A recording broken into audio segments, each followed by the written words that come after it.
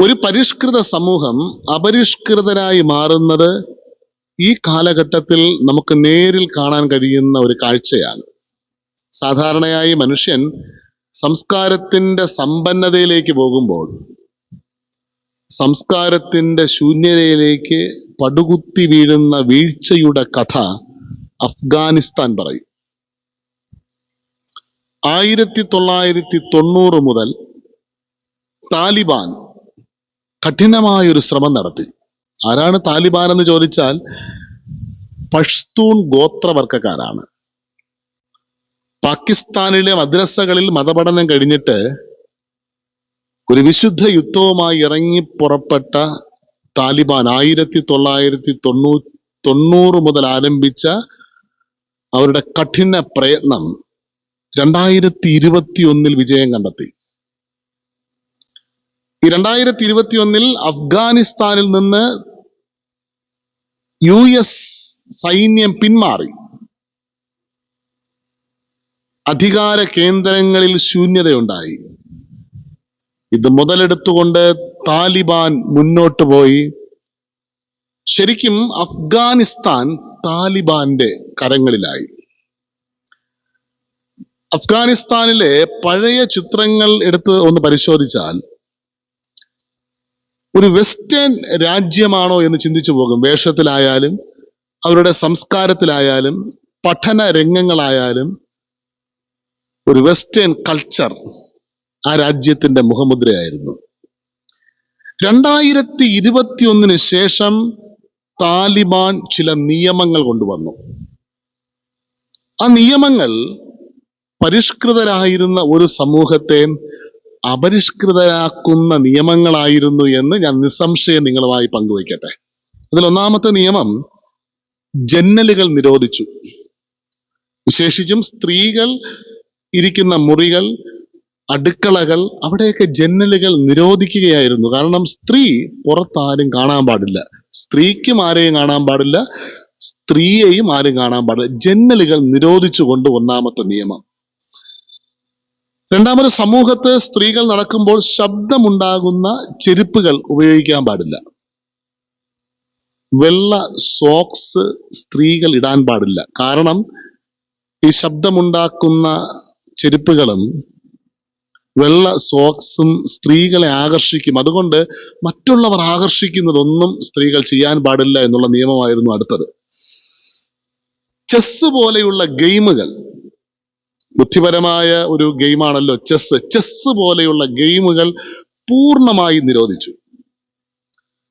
ചുരുക്കി പറഞ്ഞാൽ ഒന്ന് ഉറക്കെ പൊതുസ്ഥലത്ത് ചിരിക്കാൻ, വിശേഷിച്ചും സ്ത്രീകൾ കൂട്ടം കൂടി നിന്ന് പൊതുസ്ഥലത്ത് ഉറക്കെ ചിരിച്ചാൽ ശിക്ഷ വിധിക്കുന്ന ഒരു രാജ്യമായി അഫ്ഗാനിസ്ഥാനെ താലിബാൻ നിയമാടിസ്ഥാനത്തിൽ മാറ്റിയെടുത്തു.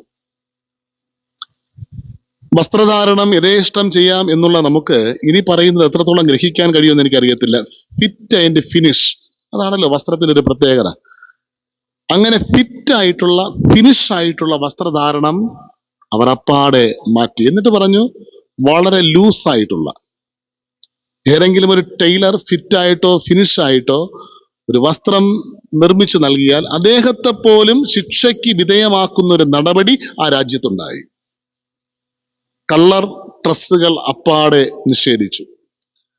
വെസ്റ്റേൺ മോഡലിലുള്ള എല്ലാ ഡ്രസ്സുകളും, ഷോർട്സ് പോലെയുള്ള ഡ്രസ്സുകളെല്ലാം അവിടെ നിരോധിക്കപ്പെട്ടു. സ്ത്രീകൾ ഡ്രൈവ് ചെയ്യാൻ പാടില്ല, അത് ബൈക്കാണെങ്കിലും 4 വീലർ ആണെങ്കിലും.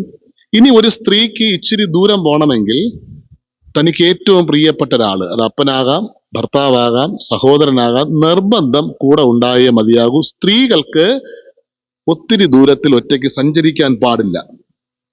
ഹെയർ സ്റ്റൈൽ, മുടി പോലും സ്വന്തം ഇഷ്ടത്തിന് വെട്ടാനുള്ള അനുവാദം ഇല്ലാത്ത ഒരു രാജ്യമായി ഈ 2021 ശേഷം അഫ്ഗാൻ മാറിക്കൊണ്ടിരിക്കുന്നു.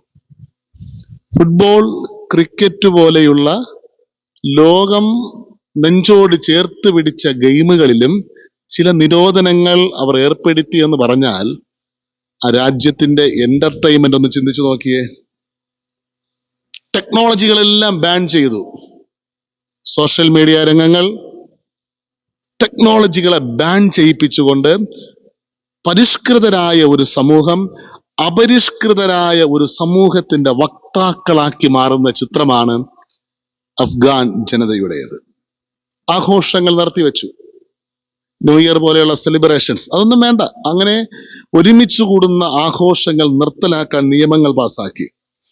ടാറ്റു, ഇന്ന് ശരീരത്തിൽ ടാറ്റു ചെയ്യുക ഒരു പതിവാണല്ലോ, അതിനെതിരെയുള്ള നിയമങ്ങൾ പാസാക്കി. വിശേഷിച്ചും സ്ത്രീകളുടെ വിദ്യാഭ്യാസം പൂർണ്ണമായി നിഷേധിച്ചു എന്ന് പറയാം. പക്ഷെ അതിൽ ഏറ്റവും വലിയ അപകടം വരുന്നത്, ഒരു സ്ത്രീ രോഗിയായാൽ ആ സ്ത്രീയെ ചികിത്സിക്കേണ്ടത് ഒരു വനിതാ ഡോക്ടർ ആയിരിക്കണം. അപ്പൊ സ്ത്രീയുടെ വിദ്യാഭ്യാസം നിഷേധിച്ചാൽ പിന്നെ അവിടെ എങ്ങനെ ഡോക്ടർമാരുണ്ടാകും?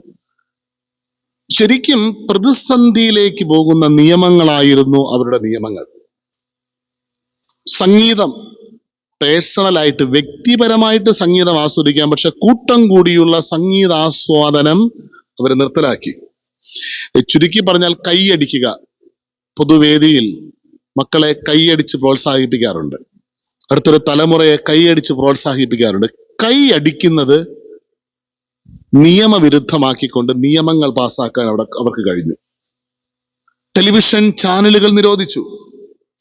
കച്ചവടം പോലെയുള്ള സമ്പ്രദായങ്ങളിൽ ചില നിയമ പരിമിതികൾ കൊണ്ടുവന്നു. 2023 എല്ലാ ബ്യൂട്ടി പാർലറുകളെയും പൂട്ടിപ്പിച്ചു. അതുകൊണ്ടാണ് ഞാൻ ആദ്യം പറഞ്ഞത്, പരിഷ്കൃതരായ ഒരു സമൂഹത്തിന്റെ വക്താക്കളെ അപരിഷ്കൃതരാക്കി മാറ്റുന്ന ദയനീയ കാഴ്ച ഇന്ന് ലോകം കയ്യും കെട്ടി നോക്കി നിൽക്കുക. ഓരോ ദിവസം കഴിയും തോറും മനുഷ്യൻ സംസ്കാര സമ്പന്നതയിലേക്ക് ഉയർന്നുകൊണ്ടിരിക്കുമ്പോൾ ഇതാ ഒരു കൂട്ടം ജനം സംസ്കാരത്തിൽ അധപ്പതിച്ചു പോവുകയാ, കുപ്പുകുത്തി വീഴുകയാ. ഒരു രാജ്യത്തെ നിങ്ങൾക്ക് നശിപ്പിക്കണമെങ്കിൽ വിദ്യാഭ്യാസം മാത്രം കൊടുക്കാതിരുന്നാൽ മതി, ആ രാജ്യം പൂർണ്ണമായി നശിച്ചുകൊള്ളും, വേറെ ആരും ഒന്നും ചെയ്യണ്ട. അങ്ങനെയെങ്കിൽ ഈ അഫ്ഗാനിസ്ഥാന്റെ ഭാവി എന്താണെന്ന് ചോദിച്ചാൽ നമുക്കെല്ലാവർക്കും നിശബ്ദമായി അത് ചിന്തിക്കാൻ കഴിയും. എന്തിനാണ് ഈ നിയമങ്ങൾ പാസാക്കിയത്? അതാണ് ഇന്നത്തെ പ്രമേയവുമായി ചേർത്ത് നമുക്ക് ചിന്തിക്കാൻ കഴിയുന്നത്. എന്തിനാണ് താലിബാൻ അഫ്ഗാനിസ്ഥാനിൽ ഈ നിയമങ്ങൾ പാസാക്കിയത്? അതിന്റെ ഉത്തരം ഇതാണ്: ഇസ്ലാമിക നിയമങ്ങളുടെ അടിസ്ഥാനത്തിൽ ഒരു ദിവ്യ ആധിപത്യ ഗവൺമെന്റ് സ്ഥാപിക്കപ്പെടണം.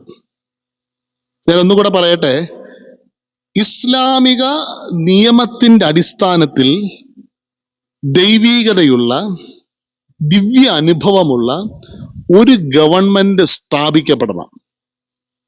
മത അന്ധത എന്ന് വേണമെങ്കിൽ നമുക്ക് പറയാം.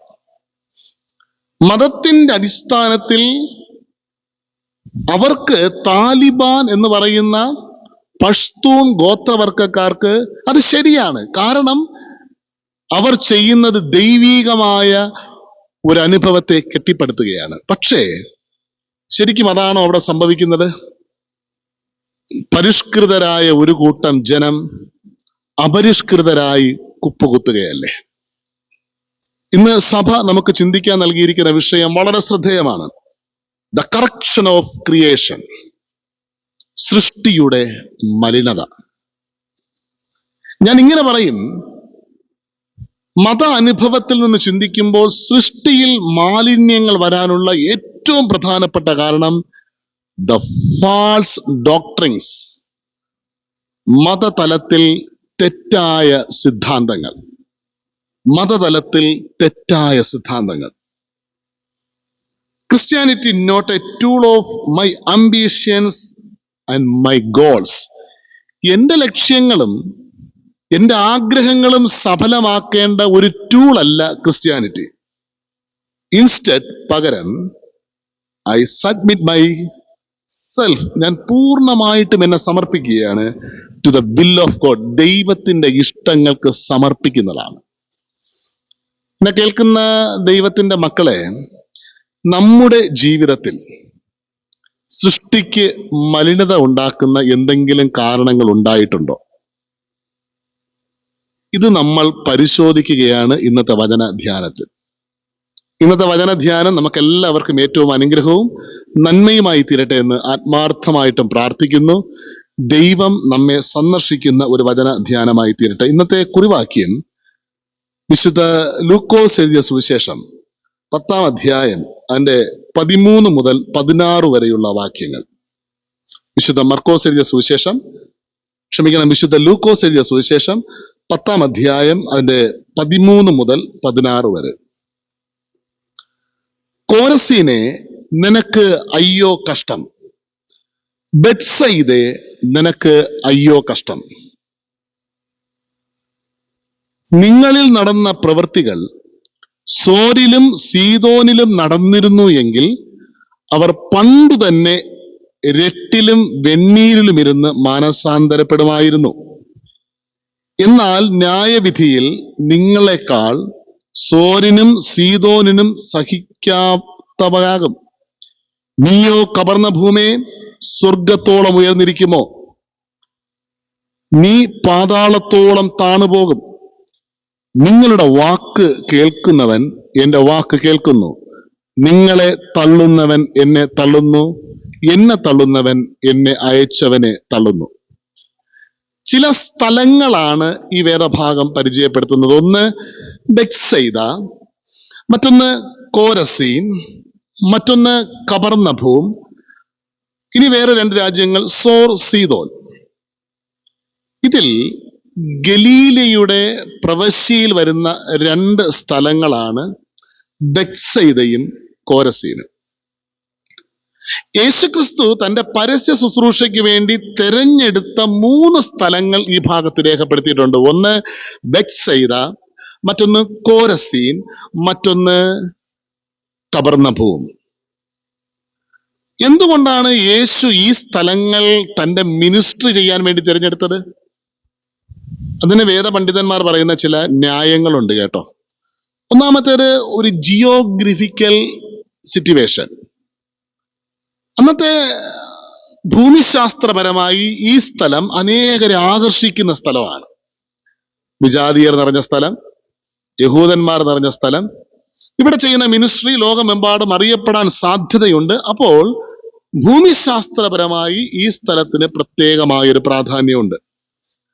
2, ഈ സ്ഥലങ്ങളിൽ അഗ്രികൾച്ചർ, ഫിഷിംഗ്, സാമ്പത്തികമായി ഒരു സ്ഥിരതയുള്ള ഒരു സ്ഥലങ്ങളാണ് ബെത്സയിദ, കോരസീൻ എന്നൊക്കെ പറയുന്ന ഈ സ്ഥലങ്ങൾ.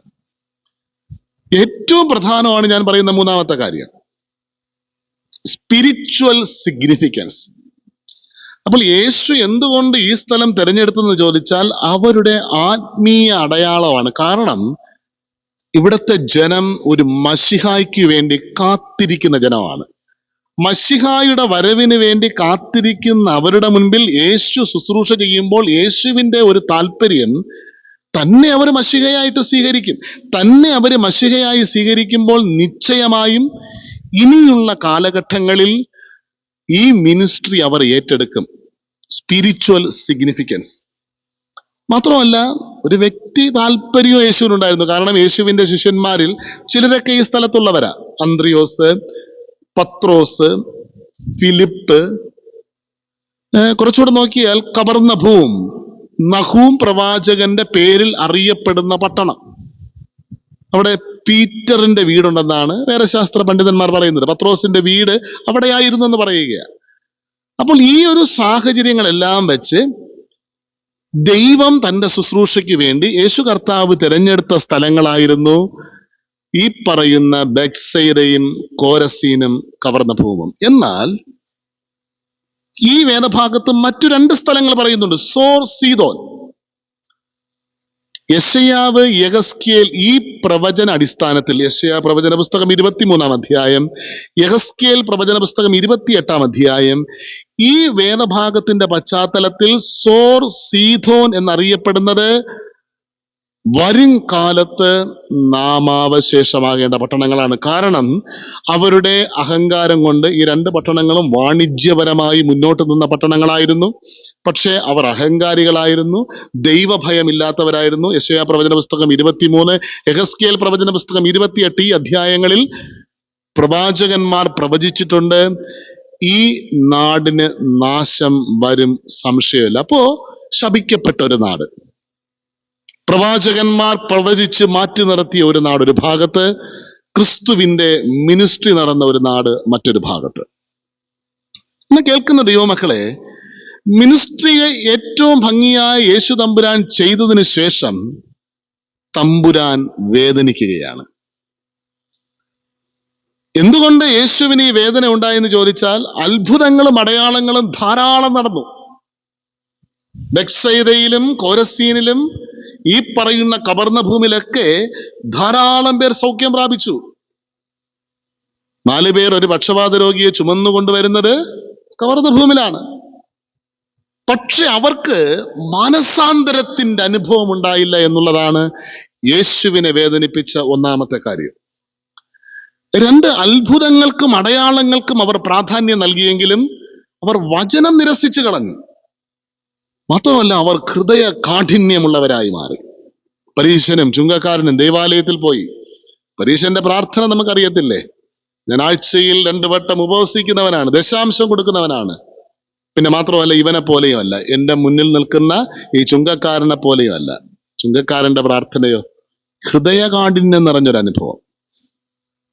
എന്നെ ശ്രദ്ധിക്കുന്ന പ്രിയപ്പെട്ടവരെ, ഞാനും നിങ്ങളും പ്രാർത്ഥനയോടുകൂടെ അറിയണം, സൃഷ്ടിയുടെ മലിനത എന്ന് പറയുന്നത് നാം നമ്മുടെ ദൈവ പദ്ധതികൾക്ക് എതിരെയുള്ള ജീവിതം കൊണ്ടുണ്ടാകുന്നതാണ്. ഇന്നത്തെ ഒന്നാമത്തെ പോയിന്റ് അതാണ്. സൃഷ്ടിയുടെ മലിനത നമ്മുടെ ദൈവ പദ്ധതികൾക്ക് എതിരെയുള്ള ജീവിതം. ഈ ബാക്സൈദയെയും കബർന്നഭൂമിനെയും കോരസീനെയും ദൈവം മിനിസ്ട്രിക്ക് വേണ്ടി തെരഞ്ഞെടുക്കുമ്പോൾ ദൈവത്തിന് അവരെ കുറിച്ച് വ്യക്തമായൊരു പദ്ധതിയുണ്ട്. സോർ സീദോൻ എന്ന് പറയുന്ന ഭാവിയിൽ നാശം സംഭവിക്കേണ്ട ഈ നഗരങ്ങളെക്കാൾ ബെത്സയിദ, കോരസീൻ, കബർന്നഭൂം മിനിസ്ട്രിയിൽ മുന്നോട്ട് നിൽക്കുമെന്ന് ആഗ്രഹിച്ച് തൻ്റെ അത്ഭുതങ്ങളും അടയാളങ്ങളും വചന ശുശ്രൂഷയും എല്ലാം യേശു ചെയ്യുമ്പോൾ യേശു ഇവിടെ ആഗ്രഹിക്കുന്നത് അവരിൽ നിന്ന് കിട്ടുന്നില്ല. അങ്ങനെയെങ്കിൽ ഞാനൊരു ചോദ്യം ചോദിക്കട്ടെ. കർത്താവ് തിരഞ്ഞെടുക്കപ്പെട്ട ജനമാണ് നമ്മൾ. ഒത്തിരി അടയാളങ്ങളും അത്ഭുതങ്ങളൊക്കെ ദൈവം നമ്മുടെ മേൽ വ്യക്തമായി ദൈവം നമുക്ക് നൽകിയിട്ടുണ്ട്. ക്രിസ്തു ആഗ്രഹിക്കുന്നത് നമ്മിൽ നിന്ന് കിട്ടുന്നുണ്ടോ? ക്രിസ്തു ആഗ്രഹിക്കുന്നത് മനസാന്തരം ഉണ്ടോ? വചനം നിരസിക്കാതെ വചനം നെഞ്ചോട് ചേർത്ത് പിടിക്കുന്ന അനുഭവം ഉണ്ടോ? ഹൃദയകാഠിന്യം ഒന്ന് പരിശോധിച്ചു നോക്ക്. ഞാൻ ഇന്ന് ആമുഖത്തിൽ അഫ്ഗാനിസ്ഥാനിലെ താലിബാന്റെ ചില നിയമങ്ങൾ പരിചയപ്പെടുത്തി. അവർ പറയുന്നത് ഇസ്ലാമിക നിയമങ്ങൾക്കനുസരിച്ച് ഒരു ദിവ്യാധിപത്യമുള്ള ഒരു ഗവൺമെന്റ് സ്ഥാപിക്കാൻ വേണ്ടിയാണ്. പക്ഷേ ഇസ്ലാമിക് നിയമങ്ങളുടെ ചുവട് പിടിച്ച് മനുഷ്യ ലംഘനങ്ങൾ നടത്താതെ നന്നായി രാജ്യങ്ങളെ കൈകാര്യം ചെയ്യുന്ന നല്ല ഭരണാധിപന്മാരുണ്ട്. വിശേഷിച്ചും ഈ മലേഷ്യ, ഇന്തോനേഷ്യ പോലെയുള്ള രാജ്യങ്ങളിലൊക്കെ അങ്ങനെയാണെന്നാണ് ഞാൻ വായിച്ച് മനസ്സിലാക്കുന്നത്. 2019 ശൈശവ വിവാഹം പൂർണ്ണമായി നിർത്തലാക്കാൻ മലേഷ്യക്ക് കഴിഞ്ഞു. LGBTQ എന്ന് പറയുന്ന വിഭാഗത്തെ അവർ നെഞ്ചോട് ചേർത്ത് പിടിക്കാനുള്ള ശ്രമങ്ങൾ ആരംഭിച്ചു കഴിഞ്ഞു. 1999 മുതൽ ഇന്തോനേഷ്യയിൽ മനുഷ്യ അവകാശ നിയമങ്ങൾ പാസാക്കാൻ തുടങ്ങി. പ്രിയപ്പെട്ടവരെ, വളരെ പ്രാർത്ഥനയോടെ അറിയണം, എന്റെ ജീവിതം ദൈവ പദ്ധതികൾക്ക് അനുസൃതമായ ജീവിതമാണോ? അല്ലെങ്കിൽ സൃഷ്ടിയിൽ കറപ്ഷൻ വരാൻ സാധ്യതയുണ്ട്. സൃഷ്ടിയിൽ കറപ്ഷൻ വരാൻ സാധ്യതയുണ്ട്. ഈ പറയുന്ന ബെത്സയിദയും കോരസീനും കബർന്നഭൂമും ദൈവത്തിന്റെ പദ്ധതികൾക്ക് അനുസൃതമായി ദൈവം പ്രവർത്തിച്ചു, ദൈവം സംസാരിച്ചു, ദൈവം കൂടെ ഉണ്ടായിരുന്നു. പക്ഷേ ദൈവത്തിന്റെ പദ്ധതികൾക്ക് എതിരെ പോയ 3 സ്ഥലങ്ങൾ ക്രിസ്തു അനുദപിക്കുകയാണ്. ഈ പ്രവർത്തികൾ സോരിനും സീദോനിലും നടന്നിരുന്നെങ്കിൽ അവർ 8-ലും വെണ്ണീരിലും കടന്ന് അവർക്കുണ്ടാകുമായിരുന്നു മാനസാന്തരം. അതുകൊണ്ട് വേദപുസ്തക അടിസ്ഥാനത്തിൽ ഞാനും നിങ്ങളും ചിന്തിക്കുമ്പോഴും ധ്യാനിക്കുമ്പോഴും പ്രവർത്തിക്കുമ്പോഴും വേദപുസ്തക അടിസ്ഥാനത്തിൽ ഞാനും നിങ്ങളും ധ്യാനിക്കുമ്പോഴും ചിന്തിക്കുമ്പോഴും പ്രവർത്തിക്കുമ്പോഴും ശ്രദ്ധിക്കണം. ശ്രദ്ധിക്കണമെന്ന് പറഞ്ഞാൽ, പഴയ നിയമ പണ്ഡിതനാണ് വാൾട്ടർ ബ്രൂക്ക്മാൻ. അദ്ദേഹത്തിന്റെ ഏറ്റവും പ്രസിദ്ധമായ ഒരു ഉദ്ധരണി, the theological interpretation is not just about understanding the Bible. ദൈവശാസ്ത്രപരമായ വ്യാഖ്യാനങ്ങൾ ഒരിക്കലും ബൈബിളിനെ മനസ്സിലാക്കിക്കൊണ്ട് മാത്രം ആകരുത്. സൃഷ്ടിയിൽ കറപ്ഷൻ വരാൻ ഇതൊരു സാധ്യതയായേക്കാം. ബൈബിളിനെ മാത്രം ആശ്രയിച്ചുകൊണ്ട് ഞാനും നിങ്ങളും തിയോളജിക്കൽ ഇന്റർപ്രിറ്റേഷൻ നൽകിയാൽ അബദ്ധങ്ങളിലേക്ക് വീഴാൻ സാധ്യതയുണ്ട്. വാൾട്ടർ ബ്രൂക്ക്മാന്റെ ഏറ്റവും പ്രസിദ്ധമായ ഒരു വാചകമാണ്. But about understanding the world in the light of the Bible. ദൈവവചനത്തിന്റെ പ്രകാശത്തിൽ നിന്ന് ലോകത്തെ മനസ്സിലാക്കിക്കൊണ്ടാകണം ദൈവശാസ്ത്രപരമായ വ്യാഖ്യാനങ്ങൾ ഞാനും നിങ്ങൾ നൽകേണ്ടത്. അപകടം മനസ്സിലാവുന്നുണ്ടോ? ഇസ്ലാമിക നിയമത്തിന്റെ അടിസ്ഥാനത്തിൽ ദിവ്യാധിപത്യമുള്ള ഒരു ഗവൺമെന്റ് സ്ഥാപിക്കാൻ താലിബാൻ ശ്രമിക്കുമ്പോൾ അവിടെ സംഭവിച്ചത്, ഇസ്ലാമിക നിയമത്തിന്റെ അടിസ്ഥാനത്തിൽ അവർ വ്യാഖ്യാനിക്കുകയായിരുന്നു. അതല്ല ചെയ്യേണ്ടത്. ഇസ്ലാമിക നിയമത്തിന്റെ വെളിച്ചത്തിൽ ലോകത്തെ മനസ്സിലാക്കിക്കൊണ്ട് നമുക്ക് വ്യാഖ്യാനിക്കാൻ കഴിയണം. അപ്പോഴാണ് കറപ്ഷൻ ഇല്ലാത്ത ഒരു സൃഷ്ടി നമുക്ക് രൂപപ്പെടുത്താൻ കഴിയുന്നത്. അല്ലെങ്കിൽ അത്ഭുതങ്ങളും അടയാളങ്ങളും പ്രസംഗങ്ങളൊക്കെ നടക്കും. കോരസയിലും ബേത്സയിദയിലും കബർന്ന ഭൂമിയിലും നടന്നതുപോലെ ഇതൊക്കെ നടക്കും. പക്ഷേ ദൈവത്തിന് എതിരെയുള്ള ഒരു ജീവിതമായിരിക്കും അവിടെ ഉണ്ടാകുന്നത്. അപ്പോഴാണ് സൃഷ്ടിയിൽ മലിനതകൾ പെരുകുന്നത്, കറപ്ഷൻ ഉണ്ടാകുന്നത്. രണ്ടാമത്തത്, സൃഷ്ടിയുടെ മലിനത നമ്മുടെ നിരുത്തരവാദപരമായ ജീവിതം മൂലം. സൃഷ്ടിയുടെ മലിനത നമ്മുടെ നിരുത്തരവാദപരമായ ജീവിതം മൂലം. പ്രിയപ്പെട്ടവരെ, ഈ ഭൂമിയിൽ ജീവിക്കുന്ന നമുക്ക് ഒരു ഉത്തരവാദിത്വമുണ്ട്. വിശേഷിച്ചും ക്രിസ്ത്യാനികളായ എനിക്കും നിങ്ങൾക്കും ഒരു ഉത്തരവാദിത്വമുണ്ട്. എന്താണ് നമ്മുടെ ഉത്തരവാദിത്വം? ഞാൻ ഇങ്ങനെ പറയും, എന്റെയും നിന്റെയും ഉത്തരവാദിത്വം എന്ന് പറയുന്നത് ദൈവത്തിന്റെ പദ്ധതികൾക്ക് അനുസരിച്ച് ജീവിക്കുക. അതിലും പ്രധാനം ദൈവത്തിന്റെ വികാരങ്ങളെ മനസ്സിലാക്കി ജീവിക്കുക. ദൈവത്തിന് വികാരമുണ്ട് കേട്ടോ.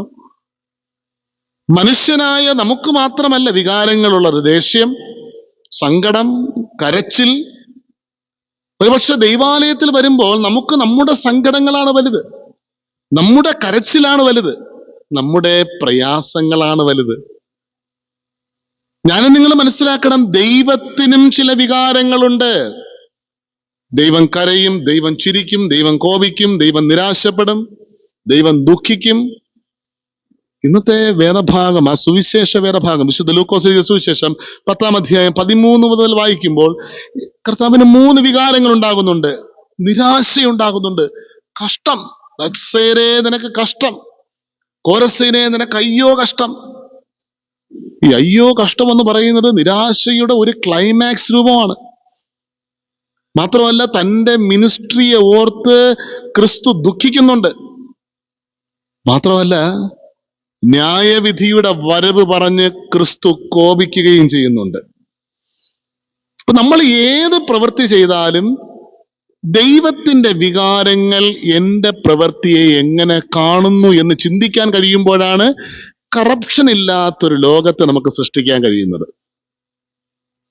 ഇന്നത്തെ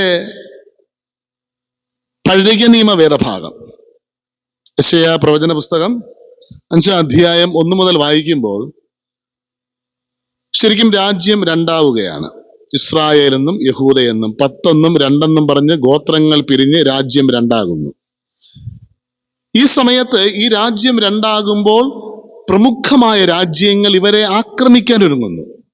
അതിന്റെ നടുവിൽ ഈ 2 രാജ്യങ്ങളിലും കർശനമായ കറപ്ഷൻ ഉണ്ടാകുന്നു. അപ്പോഴാണ് പ്രവാചകൻ ഒരു മുന്തിരിവള്ളിയുടെ അടിസ്ഥാനത്തിൽ ഒരു പാട്ടങ്ങോട്ട് പാടുന്നത്. യജമാനൻ നട്ടുവളർത്തിയ ഒരു മുന്തിരിത്തോട്ടവും അതിൽ യജമാനന്റെ അധ്വാനവും, പിന്നത്തേതിൽ അങ്ങോട്ട് നല്ല മുന്തിരി കായ്ക്കുമെന്ന് പ്രതീക്ഷിച്ചിരുന്നപ്പോൾ കാട്ടുമുന്തിരി കായ്ച്ചതും, പിന്നെ അതിനെയൊക്കെ അങ്ങോട്ട് ഇടിച്ചു പൊട്ടിച്ച് കളയാൻ ശ്രമിക്കുന്ന യജമാനെയും, അത് കഴിയുമ്പോൾ 8-9 വാക്യം പറയുന്നു, നിങ്ങൾ ചൂഷണം ചെയ്യുന്ന ഒരു സമൂഹമാണ്, അതുകൊണ്ടാണ് ഈ പറയുന്ന കാട്ടുമുന്തിരി നിങ്ങളിൽ കാച്ചെന്ന് പറയുന്നത്. 10-11 വാക്യത്തിൽ പറയുന്നു, നിങ്ങൾ ആഡംബരത്തിന് വേണ്ടി ജീവിക്കുന്നവരാ, വീഞ്ഞ് കുടിച്ച് ലക്ക് കെട്ട് ജീവിക്കുന്നവരാ, അതുകൊണ്ടാണ് നിങ്ങളിൽ ഈ കറപ്ഷൻ ഉണ്ടാകാൻ പോകുന്നെന്ന് പറയുന്നത്. എന്നെ കേൾക്കുന്ന പ്രിയപ്പെട്ടവരെ, ആ ടെക്സ്റ്റ് വായിക്കുമ്പോൾ അവിടെയും ദൈവത്തിന്റെ ചില വികാരങ്ങൾ കാണാം. 5-ാം അധ്യായം അതിന്റെ 4-ാം വാക്യത്തിൽ കാട്ടുമുന്തിരി കായ്ച്ചതെന്ത്? നിരാശ. പ്രതീക്ഷിച്ചത് നല്ല മുന്തിരി, കിട്ടിയതോ കാട്ടുമുന്തിരി, നിരാശ. 5-6 വാക്യങ്ങളിൽ വേലി പൊളിക്കും, മതിൽ ഇടിക്കും, ചവിട്ടി മെതിക്കും, കോപം. ഈ മുഴുവനും ഒന്ന് വായിക്കുമ്പോൾ ദൈവത്തിന്റെ ദുഃഖം. അപ്പോൾ ദൈവവും വികാരമുള്ളവനാണ്. അപ്പൊ എന്റെ പ്രവൃത്തികൾ ദൈവത്തിന്റെ പ്രവൃത്തികളുമായി താരതമ്യപ്പെടുത്തിയിട്ട്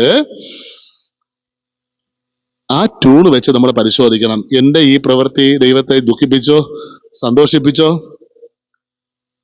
അപ്പോഴാണ് പ്രിയപ്പെട്ടവരെ ഈ സൃഷ്ടിയുടെ മലിനതകളെ മാറ്റാൻ കഴിയുന്നത്. അപ്പൊ ഈ സൃഷ്ടിയിൽ മലിനതകൾ പെരുകുന്നത് എന്റെ നിരുത്തരവാദപരമായ പ്രവർത്തനം മൂലമെന്ന് നിസ്സംശയം പറയട്ടെ. ഞാൻ പറയും, 2 സുവിശേഷങ്ങളുണ്ട് കേട്ടോ.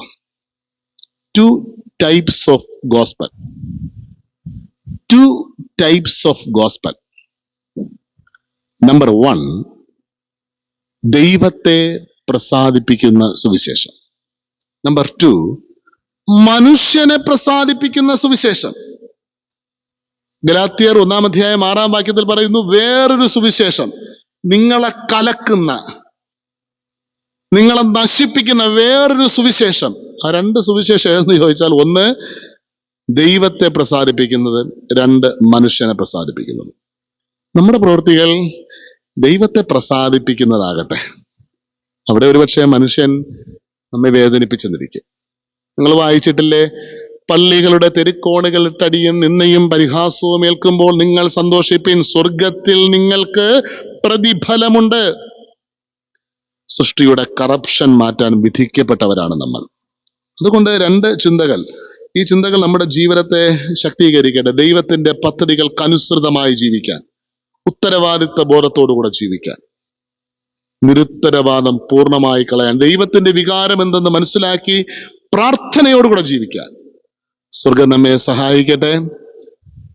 ഈ സൃഷ്ടിയുടെ കറപ്ഷൻ നമ്മുടെ വ്യാഖ്യാനങ്ങളിൽ ആരംഭിക്കുകയാണ്. അതുകൊണ്ടാണ് വാട്ടർ ബ്രൂക്ക്മാന്റെ ചിന്തകൾ ഏറ്റവും ശക്തിയുള്ളത്. നിങ്ങൾ ഒരിക്കലും വേദപുസ്തകത്തിൽ നിന്നുകൊണ്ട് മാത്രം തിരുവചനം വ്യാഖ്യാനിക്കരുത്.